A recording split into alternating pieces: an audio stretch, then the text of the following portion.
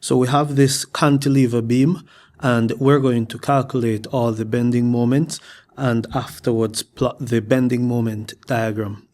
Now, when we're calculating the bending moments, we just need to use one main formula, and that is moment is equal to force multiplied by perpendicular distance.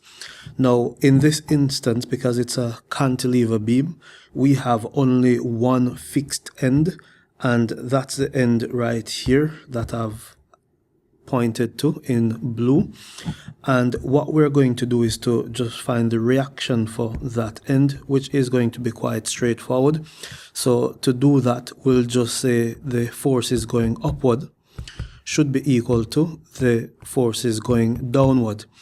And in this instance, I've labeled that reaction as RA.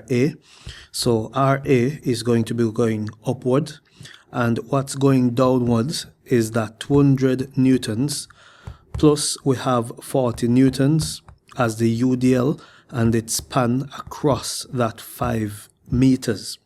Now, what that leaves us with is RA is going to be equal to, so that's just 200 plus 200 there equals 400 newtons. And that's the reaction at A, which is our fixed end. Now, we're going to calculate all the bending moments now in order to plot the points on the graph that I've pre-created. So for the bending moment, we're going to have different cuts along the beam, the length of the beam, and we're going to focus on all the forces that are acting to the left of the cut. So if we just take an imaginary cut, even though it's at the very tip right there where I've drawn that yellow arrow, that blue arrow instead, then what we're going to do is to imagine there was any force acting to the left of that beam right there. But because there are no forces acting to the left, then what happens here is our bending moment at 0 meters will actually be equal to 0 Newton meters, because we have no forces acting to the left and because we don't have any distance from that point. Let's say we go across to 1 meter mark, let's say around there, then everything to the left of that mark is what we're going to take into consideration. So it's going to be everything on that side. So to begin with then, we have that 200 newtons. So what we'll have is that 200 newtons, and it's at 1 meter mark, so 200 times 1. Now, in this instance, we're assuming that this 200 newtons is going to try to pivot in that direction, which is counterclockwise, if we take right there at our cut to be the pivot point. So therefore, we're going to say that this 200 is going in a negative direction. Now, the other force that we have here is the UDL, and in this instance, our UDL, it is spanned across 1 meter.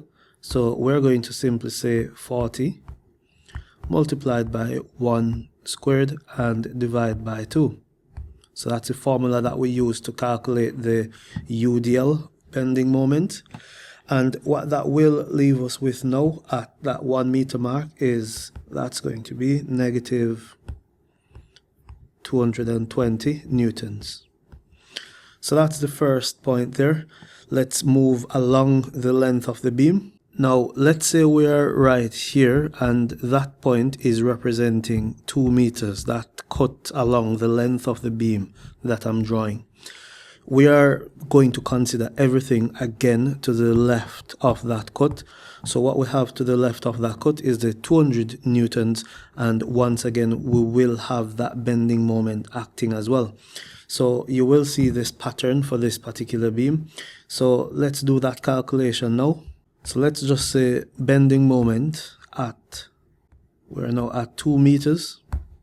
So up top was bending moment at 1 meter. Now for this instance, we still have that 200 newtons and it's now at 2 meters. So it's still going counterclockwise. And we also have the UDL, so that will be 40 multiplied by the length squared and divide by 2. And at 2 meters, our bending moment is going to work out to give us negative 480 Newton meters. Up top here, Newton meters. So that's the bending moment at 2 meters. Now we're going to go across to the point 3 meters now. So for bending moment at 3 meters, it's going to be more of the same sort of calculation to get the coordinates for this particular system. So it's still our 200 newtons, and now it's times 3. And we still have our UDL of 40 newtons per meter. So that's going to be 40 multiplied by 3 squared and divide that by 2.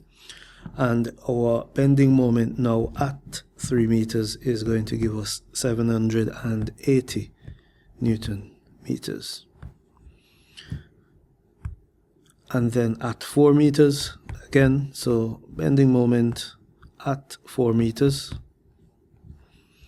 So once again, it's now 200 multiplied by 4.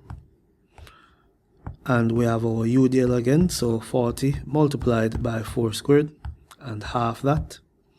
And at 4 meters, we get that negative 1120 Newton meters.